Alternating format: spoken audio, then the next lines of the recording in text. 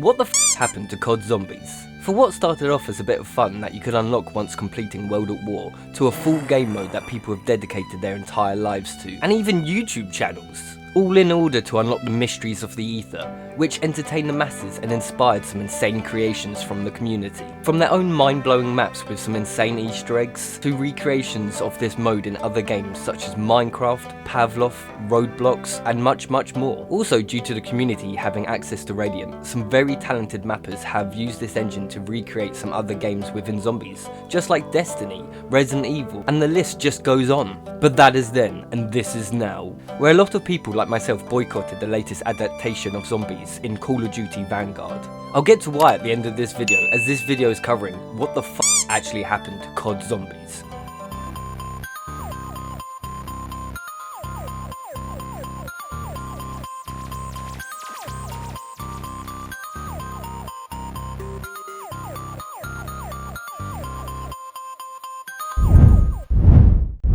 WTF, mate? Welcome back guys, it's Elwood here from Not So Serious Gaming. Before we can discuss what actually happened to this franchise, we need to go back to where it all began in 2008. This was an amazing year for games such as Saints Row 2, Super Smash Bros. Brawl, Fallout 3, Far Cry 2, Battlefield Bad Company, Army of Two, and even Mortal Kombat vs DC Universe. Damn, I missed that game, it's freaking awesome. I really wish they'd made a second one. But I digress. 2008 was also a great year for zombie games, like Dead Space, Left 4 Dead, but none of these was quite like Call of Duty World at War. This didn't only bring you one of the most enjoyable campaigns I've ever played in my entire life, and as a bonus, it was also split screen, which to be honest was probably the reason I liked it so much. But this also had an adrenaline spiking multiplayer that kept you on the edge of your seat, as you ran around with an MP40 trying to get a 7 kill streak so you could call in the hounds to tear the opposition apart. In spite of all of that, they also snuck in a cheeky zombie mode that was unlike any other zombie experience you have ever encountered, as yes, you may have walked through the hordes of undead armies you may have encountered in Dead Rising, beaten them up with whatever you could create, but this was a first person shooter that you had to be strategic to hoard up the zombies, manage your points, your ammo, and communicate with your squad in order to last as long as you could, so you could reign victorious on the leaderboards for the world to bask in your glory. This is when I first fell in love with zombies all those years ago, when World at War was first released. I had just completed the campaign on a late Sunday evening and I had noticed a new mission was loading. Yeah! What was Nacht Der Untoten? I was super intrigued. What was this gonna show me? But then I could hear an eerie noise as a figure ran towards the screen. It was coming straight at me. It was a freaking zombie! Some would say unlocking this mission was the first Easter egg you could ever do, as unlocking this secret level took you deep into the world of zombies, leaving you stranded in an old airfield base to fend off the Nazi zombie horde. Others would say it was the ray gun Easter egg that you could get in one of the campaign levels, allowing you to get the ray gun and use it for the rest of the mission. Some people might disagree entirely. What do you think makes the first Easter egg? I instantly fell in love with this strategic game mode, contacting my brother straight away to come and play this with me, as I'm not gonna lie, the noises creeped the hell out of me. Holy shit. Although this soon changed due to the fact my brother was more scared than me. From that moment on, we were hooked and arranged to play with 2 other friends every Thursday, and we would religiously meet up and push for high rounds. To be young again. Setting ourselves challenges each week, we started off using the Car 98 just going for headshots, and then we moved on to only hitting the box once and even only using the dreaded cabinet upstairs. This didn't stop me playing World at War's multiplayer every day, as I had found myself addicted to COD. This captivated me and kept me hooked even to this day. So saying all of that, that was my first experience in Call of Duty Zombies. What was your first experience? I'd love to hear it down below. Creation of Nazi zombies. Some of you might not know, but zombies was never actually meant to exist. If it wasn't for how successful the Call of Duty franchise is, and was doing, being the leading game every year, and also with how popular Modern Warfare was, Treyarch knew they needed something more than your typical campaign and multiplayer. They needed something special.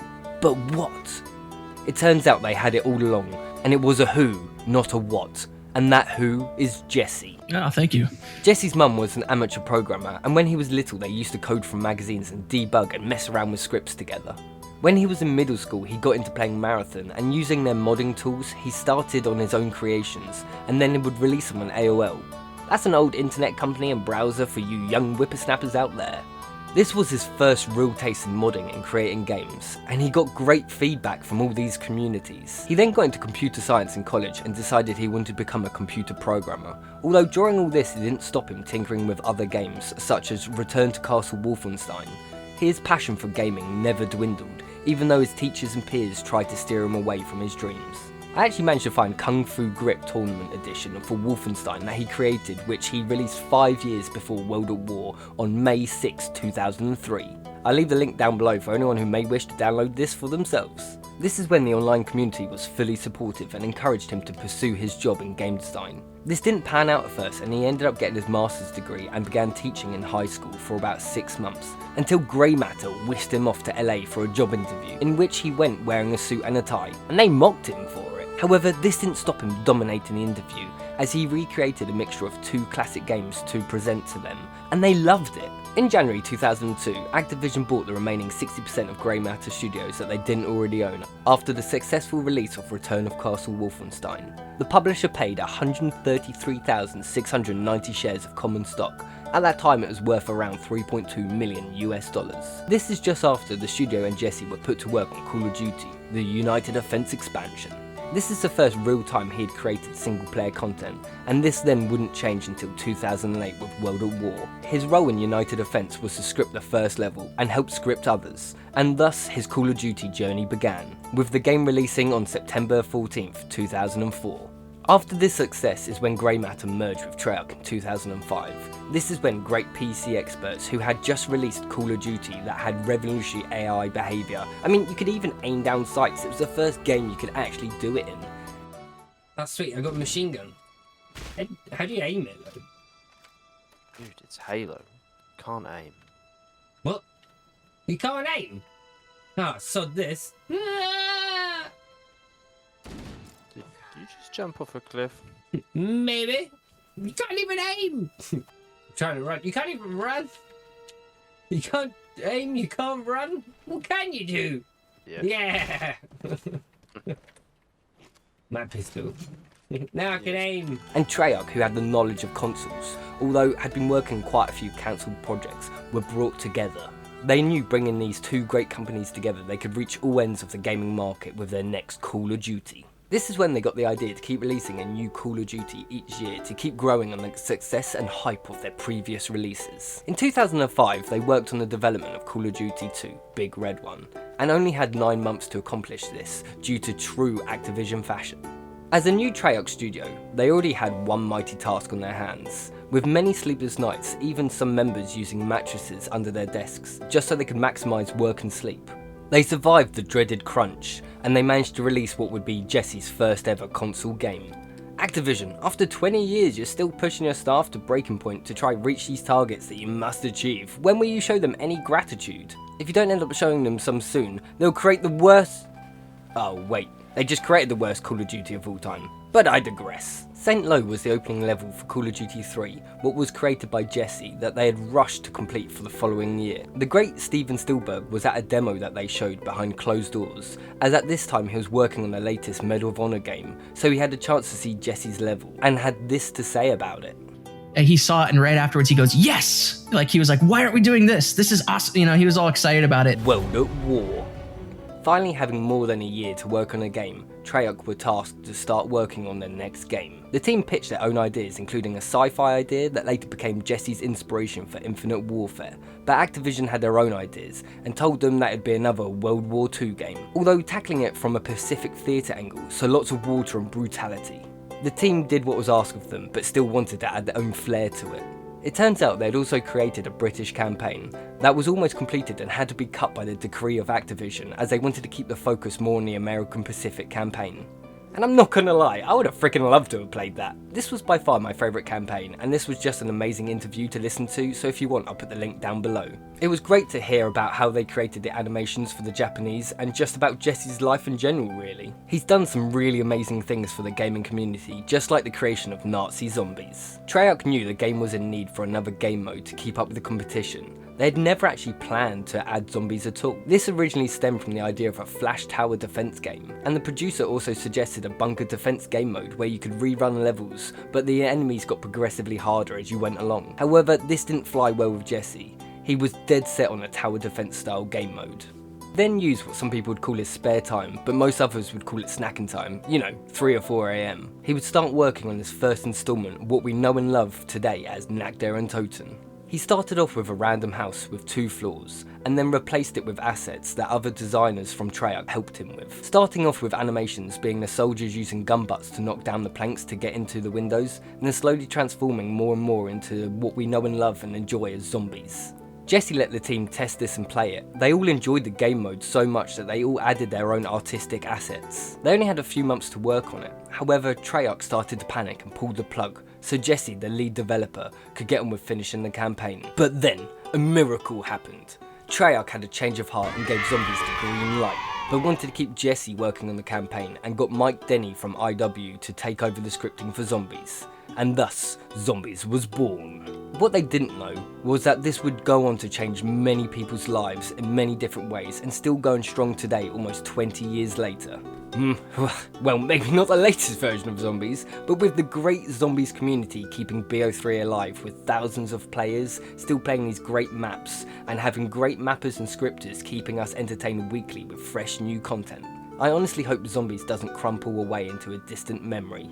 It was Jesse who was also responsible for the ray gun Easter egg found in the mission Little Resistant. This was his way of shouting out all the hard work he had done for Zombies. I mean, you could even call this the first ever Easter egg for Zombies, although it's just technically not Zombies. This wasn't approved with the higher ups, and he got called into their office. They're like, hey, did you put this in? And I was like, yeah. And they're like, okay, we need to have a serious chat. And it turned into one of those, right? Where I was like, oh, okay, well, I'm about to get fired for this.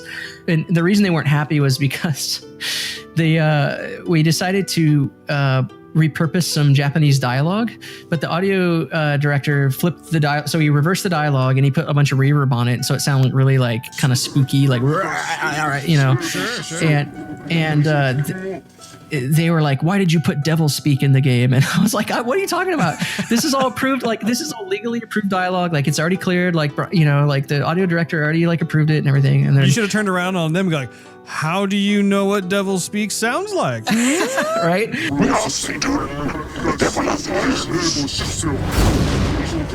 Due to all the hard work the team had put in and not seeing the light at the end of the tunnel, unfortunately a lot of great members left Treyarch as a result of this. And the beef that Jesse was getting from the higher ups led him being removed from Zombies altogether. So when he happened to bump into a lady that he knew working for Microsoft, he got offered a place on the team of 343, working on Halo 4. He decided to jump on the opportunity as he's able to move back to his hometown Oregon.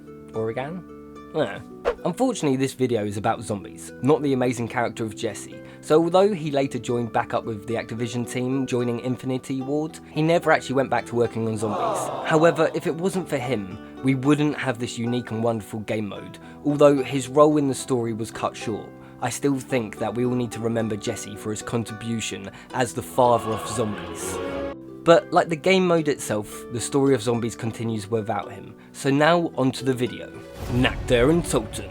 You spawn within Nacht Der Untoten on June 4th, 1945, which is an abandoned German airbase. Armed with only your pistol and your wits, restricted to just a few rooms, you must repair all the windows before the horde surrounds the airbase and swarms you. Damn, I forgot how nice it was just to have windows. Not like these days where zombies can just spawn behind you without even bloody noticing. Limited to 3 main rooms and just a few staircases, it was down to you to survive as long as you could with the help of the mystery box. This was a randomizer that you could purchase for 950 points for your chance of getting a good gun. Although, if you didn't want to risk it, you could always use the wall buys around the map. They were chalk drawings of guns on the wall that you could purchase in order to fend off the undead. If this wasn't enough, they included pickups such as max ammo, insta-kill, and a nuke. Whoa, that was close.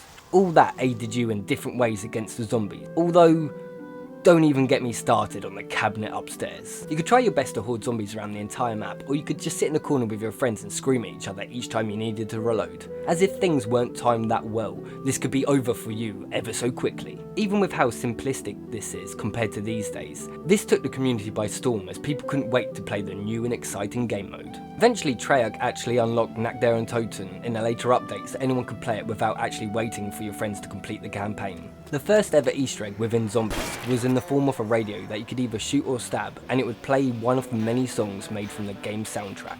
This could be found just right next to the box. In the game files, Nacht Der Untoten is referred to as Prototype. This is clearly due to the lack of story that the map included. With just having a few messages written on the wall, there really wasn't much to go on. However, this was the mode's greatest asset. Due to the game mode being surrounded by secrecy, the players just were left to their own imaginations to create their own crazy reasons and stories for what caused this outbreak, leaving them wanting so much more. Due to limited assets, everything was pulled from either the campaign or multiplayer maps. We didn't even have the iconic 4 main characters yet, as you played as 4 Marines and didn't even have a backstory until later down the line. Although there was one thing created just for zombies, and that was created by Kevin Sherwood. It was Lullaby of a Dead Man, which is the music that everyone would have heard when they met their untimely demise. Verruckt.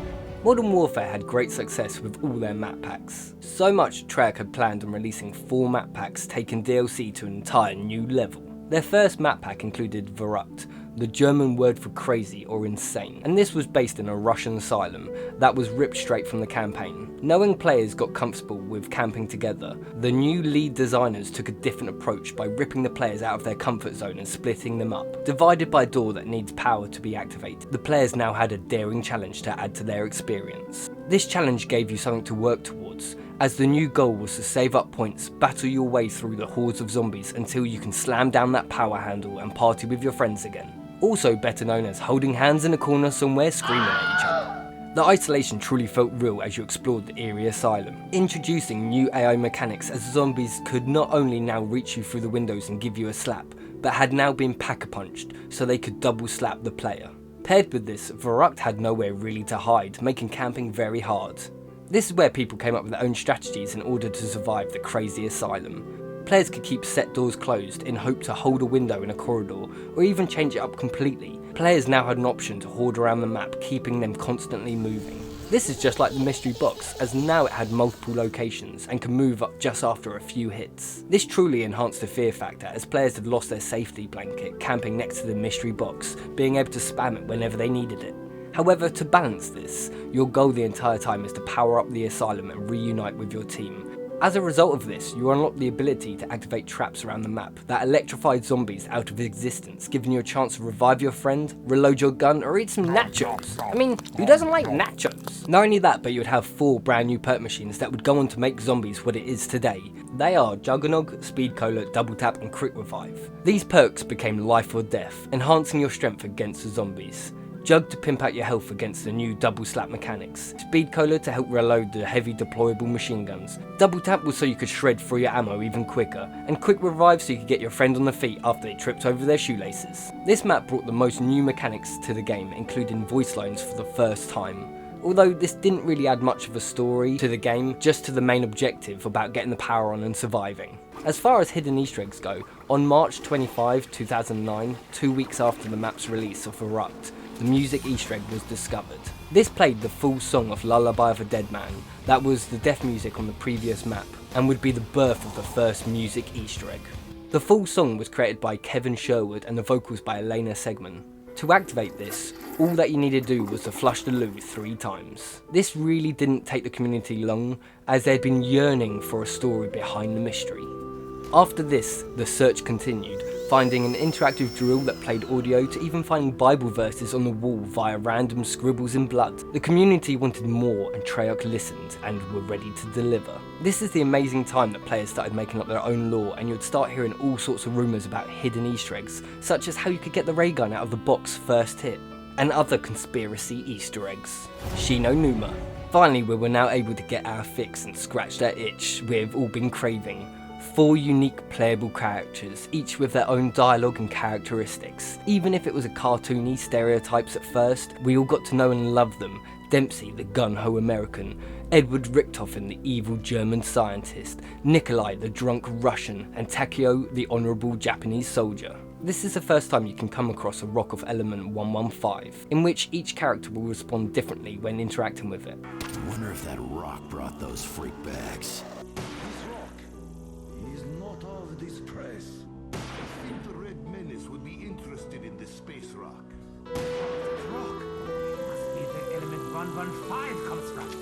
This left the community with just even more questions. Within the spawn area, you can see a man hanging from a parachute, and once activating a radio in the spawn, you will learn of his name, Peter, and about his mission. I hope you're receiving this transmission, Peter. If you are not, then all is our been lost. You must know by now that we failed to contain the asylum, and that we had to move the experiment here. Location. The numbers will guide you. The giant must run at all costs. Repeat. Der Riese must run safe at all costs. The DG2 experiments continue. Might be our only advantage now. Find Dr. Max's. They may know what's going on. The use of 115 is dangerous at best. I'm not sure we can continue here. We've lost most of our best. I hope you get this. I hope it hasn't happened there too. But I'm almost out of hope. Treyarch had listened to the community and gave us what we had been waiting for.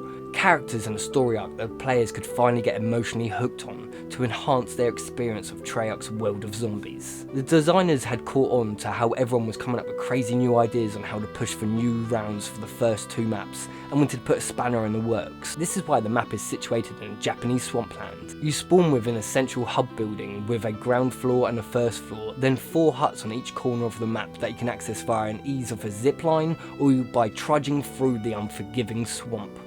Unlike the goal of Verruckt being to turn the power on and to plan what doors to leave open or close so you could access all the perks with ease, Shi No Numa had no power switch, resulting in all the traps being available from the start, including the Flogger, which is a new and funny trap that sends zombies flying. Instead, the goal was to locate moving perk machines that would always be in one of the 4 huts, although what perk was in the hut would be different each game, changing the dynamic of planning set routes around the map to more of a hope and pray sort of style, when purchasing doors and praying that you haven't just waited a few thousand points opening a door to crit revive. To aid you in your struggles was the release of the first wonder weapon, the Wonder Waffle. This encouraged a new playstyle, which was hoarding up zombies and then letting them have it with a bolt of electricity, killing all the zombies that you had hoarded up. Although this only had a small clip, so you had to use it wisely. However, to help you manage your ammo came the creation of dog rounds. 1 round from round 5 to 8 would be replaced by hellhounds, that are flaming undead dogs ready to gnaw your shins off. As a reward for killing them, a max ammo would spawn in, and then this would repeat every 5 rounds or so. This really improved the flow of zombies, as you were now able to replenish the ammo for your favourite guns. I also read on the COD wiki that this is the first map that Jason Blundell was a senior producer on. Him and the team introduced new features that wowed the community to keep us thirsty for more. Even though this wasn't everyone's favourite map due to the new challenges, everything would soon change with the next map being one of the most iconic maps of all time, Der Riese. Der Riese is the icing on the cake, the creme de la creme, the greasy burger after a messy night out. Perfection. I must be hungry. The community had been eating up what Treyarch had been cooking. They'd better have left space for this map. This wasn't originally planned to be the final map for World at War. However, due to the release of Modern Warfare 2, Kino was delayed for release of Black Ops 1. Saying this map was a perfect puzzle piece, giving us just enough lore and mystery, paired with new and exciting mechanics that we could stick our teeth into.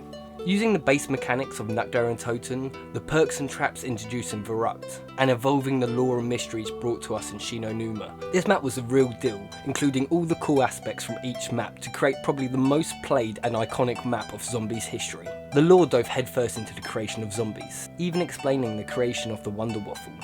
Not only that, but answering some mysteries about Edward's involvement in all of this. Initiating test number 6. Subject is within test chamber. Activate power. Damn it, Edward! Did you set up the device correctly? Yes, Doctor. As per your specifications. If you had done it to my specifications, then it would have worked, wouldn't it? As usual, you're incompetent. What? Do you hear that, Doctor? Quiet, you fool! Test number 6 is a failure. But the experiment has caused some kind of electrical force to energize within the chamber.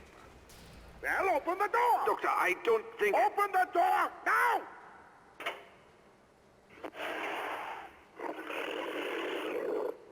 Daddy, what are you doing with Fluffy? Damn it, Samantha, I told you never to come in here. Edward, get her out of here. Yes, Doctor.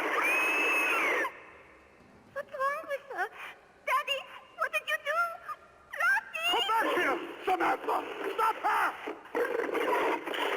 Easy. Come here, Samantha. Good girl, Flossie. Gently, Samantha. That's not Flossie anymore. We must get out of here. What? Edward, what are you doing? Open the door! Edward, open this door now! I'm scared. Don't go! Stay by me, Samantha! Goodbye, Dr. Maxis.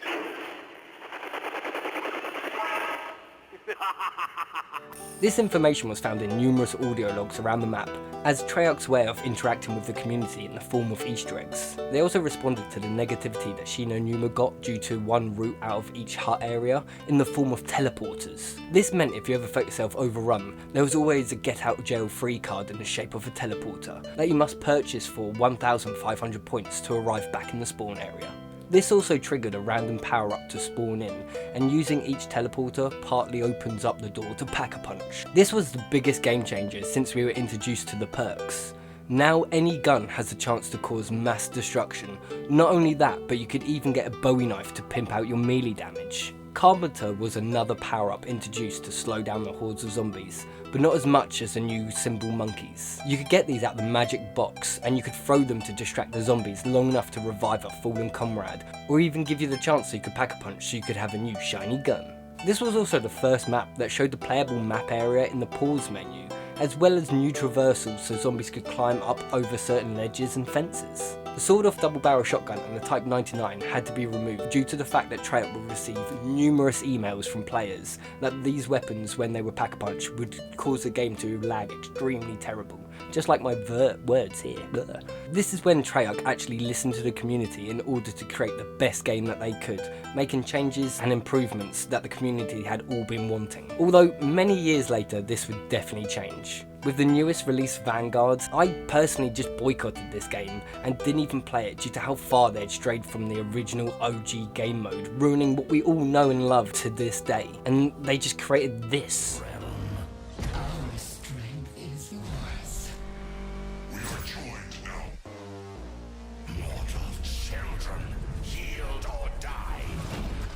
No longer was this game mode created for the community, it was simply created as a cash cow to capitalise on its avid fans, destroying what we know and love as Call of Duty Zombies. However, I feel like this video has gone on long enough, and I feel like it would be best to cover the other installments in a brand new video. So to finish this video off, what the fuck happened to Call of Duty Zombies? Well, it's still going, although it's hard to say how strong it will be. It all depends on the new installment coming in 2024. I've been dying to do this video for over a year, however the community won't stop dishing out juicy maps for me to stick my teeth into and make some great guides to help the community overcome some of these awesome maps. Way to go, superstar!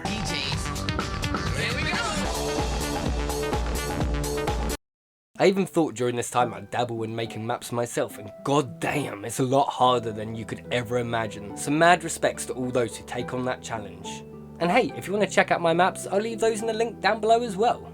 Thank you all for watching What the Fuck Happened to Call of Duty Zombies World at War Edition. If you found this helpful, informative, or even just hate the way Zombies is going, I'd really appreciate it if you could subscribe. Hopefully within the next month I'll be bringing the next installment to this video, What the Fuck Happened to COD Zombies Black Ops Edition. Thank you all for making it this far. You guys have all been amazing, where I have been Elwood from Not So Serious Gaming. I hope you have a great morning, evening, night, whatever time of day it is. Hope you have a great one, and peace out. The fuck was that?